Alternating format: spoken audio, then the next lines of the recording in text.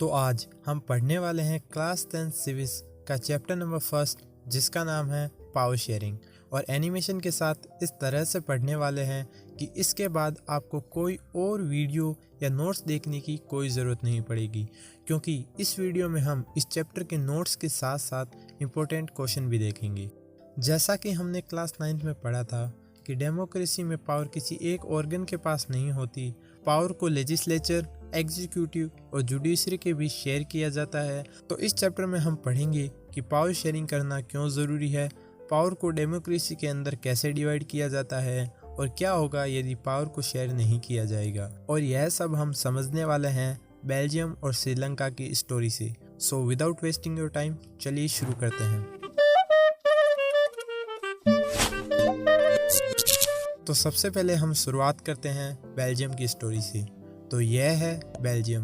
Belgium Europe का एक छोटा सा देश है और यदि हम इसके एरिया की बात करें तो यह इंडिया के हरियाणा स्टेट से भी छोटा है। यह अपने बॉर्डर फ्रांस, नेदरलैंड, जर्मनी और लग्जमबर्ग के साथ शेयर करता है। और दोस्तों, यदि हम इसके पॉपुलेशन की बात करें तो इसकी पॉपुलेशन 1 करोड़ से थोड़ी अधिक है, जो कि हरियाणा स्टेट की पॉपुलेशन की आधी है। तो चलिए दोस्तों, अब हम देखते हैं एथनिक कंपोजिशन ऑफ बेल्जियम। तो यह है बेल्जियम। इसमें यह जो ऊपर वाला रीजन है यह है फ्लेमिश रीजन। इसमें 59% पॉपुलेशन रहती है जो कि डच लैंग्वेज बोलती है। और ये जो नीचे वाला रीजन है यह है वेलोनियन रीजन। इसमें 40% पॉपुलेशन रहती है जो कि फ्रेंच लैंग्वेज बोलती है। और जो ये बचा हुआ 1% रीजन है वो है जर्मन रीजन, जिसमें जर्मन स्पीकिंग लोग रहते हैं। और जो आपको यह छोटा सा रीजन दिख रहा है यह है ब्रुसेल्स, जो कि बेल्जियम की कैपिटल है। इसकी जो 80% पॉपुलेशन है वो फ्रांस लैंग्वेज बोलती है और जो 20% पॉपुलेशन है वो डच लैंग्वेज बोलती है। तो हम देख सकते हैं कि जो कंट्री है उसमें डच स्पीकिंग लोग मेजॉरिटी में हैं और जो कैपिटल है उसमें फ्रेंच स्पीकिंग लोग मेजॉरिटी में। तो हुआ यह कि 1950s और 1960s में इन दोनों कम्युनिटीज़ के बीच टेंशन बढ़ने लगी। और टेंशन क्यों बढ़ने लगी, इसके पीछे 2 रीज़न हैं। पहला कि जो माइनॉरिटी फ्रेंच स्पीकिंग लोग थे वो रिलेटिवली ज़्यादा रिच और पावरफुल थे, और दूसरा कि जो डच स्पीकिंग कम्युनिटी थी उन्हें इकोनॉमिक डेवलपमेंट और एजुकेशन का बेनिफिट बहुत लेट मिलता था। तो इन्हीं दोनों रीज़न की वजह से 1950s और 1960s में डच स्पीकिंग और फ्रेंच स्पीकिंग कम्युनिटीज़ के बीच टेंशन और बढ़ने लगा, और ब्रुसेल्स में तो टेंशन और भी ज़्यादा थी। इसी को देखते हुए जो बेल्जियम की गवर्नमेंट है उन्होंने कई कदम उठाए। तो चलिए देखते हैं अकोमोडेशन इन बेल्जियम। जो बेल्जियम की गवर्नमेंट है उन्होंने 1917 से 1993 तक अपने कॉन्स्टिट्यूशन में 4 बार चेंजेस किए। तो चलिए देखते हैं बेल्जियम गवर्नमेंट द्वारा कॉन्स्टिट्यूशन में क्या क्या चेंजेस किए गए। Changes in Belgium constitution. पहला कि जो सेंट्रल गवर्नमेंट में डच और फ्रेंच स्पीकिंग मिनिस्टर थे उनके नंबर को इक्वल कर दिया गया। दूसरा कि यदि बेल्जियम में किसी नए लॉ की ज़रूरत पड़ी तो कोई एक लाइनोजिस्टिक ग्रुप उसे नहीं बना सकता, इसके लिए दोनों ग्रुप के सपोर्ट की रिक्वायरमेंट होगी। तीसरा कि अब स्टेट गवर्नमेंट सेंट्रल गवर्नमेंट के सब ऑर्डिनेट नहीं रहेगी, स्टेट गवर्नमेंट को सेंट्रल गवर्नमेंट से अलग कर दिया गया। चौथा कि जो बेल्जियम की कैपिटल थी ब्रुसेल्स, उसमें सेपरेट गवर्नमेंट को लोकेट किया गया जिसमें दोनों कम्युनिटीज़ का इक्वल रिप्रेजेंटेशन था। पांचवा कि जो बेल्जियम की गवर्नमेंट है उसने सेंट्रल गवर्नमेंट और स्टेट गवर्नमेंट के अलावा एक और गवर्नमेंट फॉर्म की, कम्युनिटी गवर्नमेंट, जो कि कम्युनिटी के वेलफेयर के लिए काम करेगी, like culture, education etc। Belgium government द्वारा किए गए इन चेंजेस के कारण बेल्जियम के हालात अच्छे होने लगे और बेल्जियम भाषा के आधार पर 2 टुकड़ों में डिवाइड होने से बच गया। और ब्रुसेल्स के हालात तो इतने अच्छे हो गए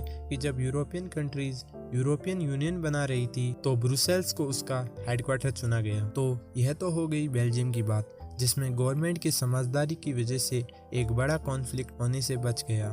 तो चलिए अब हम देखते हैं श्रीलंका की स्टोरी को। तो दोस्तों, यह है श्रीलंका। तो श्रीलंका एक आइसलैंड नेशन है जो कि तमिलनाडु के साउथर्न कोस्ट से थोड़ी किलोमीटर दूर है। इसकी पॉपुलेशन लगभग 1 करोड़ है, जो कि हरियाणा की पॉपुलेशन के इक्वल है। और दोस्तों, श्रीलंका की कैपिटल का नाम कोलंबो है। तो चलिए दोस्तों, अब हम देखते हैं एथनिक कंपोजिशन ऑफ श्रीलंका। तो जो श्रीलंका की 74% पॉपुलेशन है वो सिंहाला स्पीकर है और बौद्ध धर्म को मानती है। और जो श्रीलंका की 18% पॉपुलेशन है वो तमिल स्पीकर हैं और वो हिंदू और मुस्लिम कम्युनिटी से है। तो दोस्तों, श्रीलंका में 2 टाइप के तमिल रहते हैं।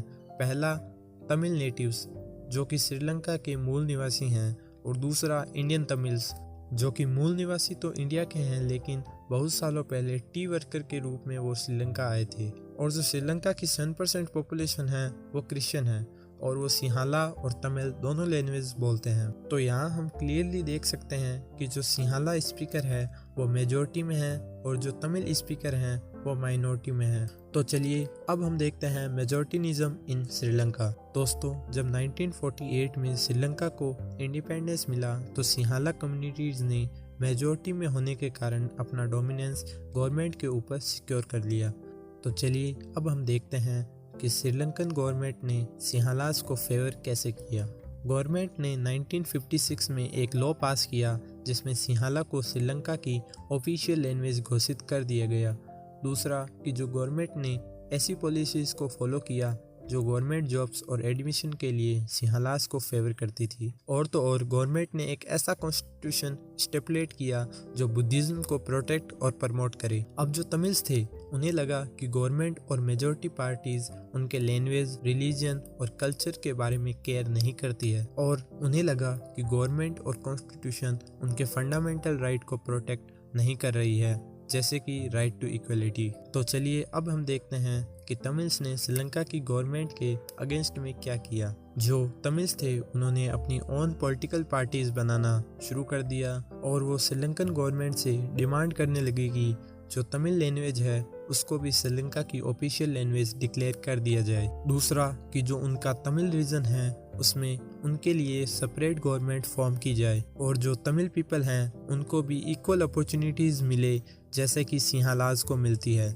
और तो और जो तमिल पीपल है उनके लिए नॉर्थ और ईस्टर्न पार्ट में सेपरेट कंट्री भी फॉर्म की जाए। श्रीलंकन गवर्नमेंट ने तमिल्स की इन डिमांड को मानने से साफ मना कर दिया और जो डिस्ट्रिक्ट इन दोनों कम्युनिटीज़ के बीच चल रहा था वो सिविल वार में टर्न हो गया, जिसके कारण दोनों कम्युनिटीज़ के हजारों लोग मारे गए। कई सारी फैमिलीज़ को फोर्स में आकर कंट्री को छोड़ना पड़ा और बहुत सारे लोगों ने अपना लाइवलीहुड गंवा दिया। और तो और सिविल वार की वजह से कंट्री की social, cultural and economic life पर भी बहुत बुरा प्रभाव पड़ा। तो हमने बेल्जियम और श्रीलंका की स्टोरी में देखा कि दोनों ही देश डेमोक्रेटिक थे, जहां एक तरफ बेल्जियम ने कंट्री की एथनिक कंपोजिशन को देखते हुए पावर को शेयर किया और नए लॉज बनाए और कंट्री को और भी डेवलप बनाया। वहीं दूसरी ओर श्रीलंका ने कंट्री की एथनिक कंपोजिशन को इग्नोर किया और पावर को शेयर नहीं किया, जिसकी वजह से श्रीलंका में सिविल वार देखने को मिला। तो अभी हमने देखा कि यदि पावर को शेयर नहीं किया जाए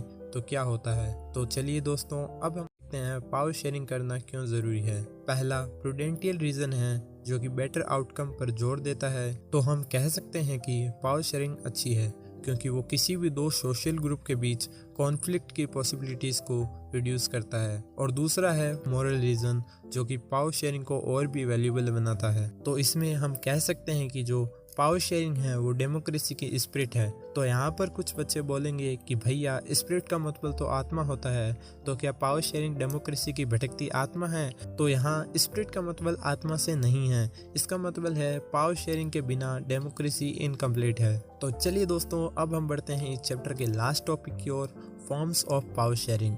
इसमें हम पढ़ेंगे कि डेमोक्रेसी के अंदर पावर को कैसे डिवाइड किया जाता है। तो दोस्तों, जो पावर शेयरिंग का आइडिया है वो अनडिवाइडेड पॉलिटिकल पावर के अपोजिशन के रूप में सामने आया है और ऐसा माना जाता है कि गवर्नमेंट की सारी पावर किसी एक व्यक्ति या ग्रुप के हाथ में रहनी चाहिए। यदि डिसीजन मेकिंग पावर को डिवाइड कर दिया गया तो क्विक डिसीजन लेना इम्पॉसिबल हो जाएगा। लेकिन डेमोक्रेसी में लोगों की सेल्फ गवर्नमेंट होती है और तो और एक डेमोक्रेसी को तभी सक्सेसफुल माना जाता है जब ज़्यादा से ज़्यादा लोग पॉलिटिकल पावर का हिस्सा बने। तो चलिए दोस्तों, अब हम देखते हैं फॉर्म्स ऑफ पावर शेयरिंग। तो पहला आता है हॉरिजॉन्टल डिस्ट्रीब्यूशन ऑफ पावर। इसमें जो पावर है उसको गवर्नमेंट के अलग अलग ऑर्गन के बीच शेयर किया जाता है, जैसे लेजिस्लेचर, एग्जीक्यूटिव और जुडिशरी। ये गवर्नमेंट के अलग अलग ऑर्गन्स को सेम लेवल पर रखकर डिफरेंट पावर एक्सरसाइज करने के लिए अलो करता है। ये इंश्योर करता है कि कोई एक ऑर्गन अनलिमिटेड पावर को एक्सरसाइज नहीं कर सकता।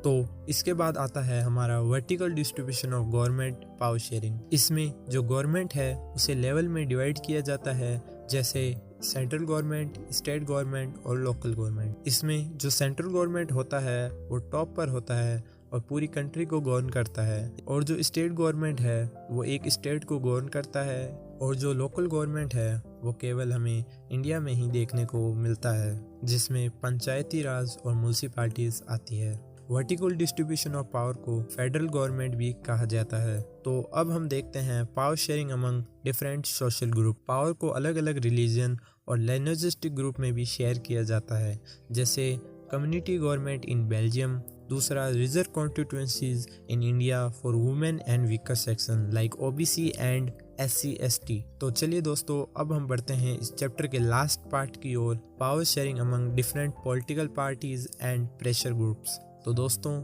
जब हम किसी पार्टीज के बीच कंपटीशन को देखते हैं तो यह इंश्योर करता है कि पावर किसी वन हैंड में नहीं रहेगी। बहुत सारे प्रेशर ग्रुप्स पॉपुलर स्ट्रगल और प्रोटेस्ट ऑर्गेनाइज करते हैं गवर्नमेंट के डिसीजन के अगेंस्ट, जो कि उन्हें लगता है गलत है, और गवर्नमेंट के ऊपर प्रेशर डालते हैं अपना डिसीजन चेंज करने के लिए। For example trade union, student union, business union etcetera. तो दोस्तों, आपका यह चैप्टर यहीं खत्म होता है। इस चैप्टर के इम्पोर्टेंट क्वेश्चन को आप स्क्रीन पर देखेंगे।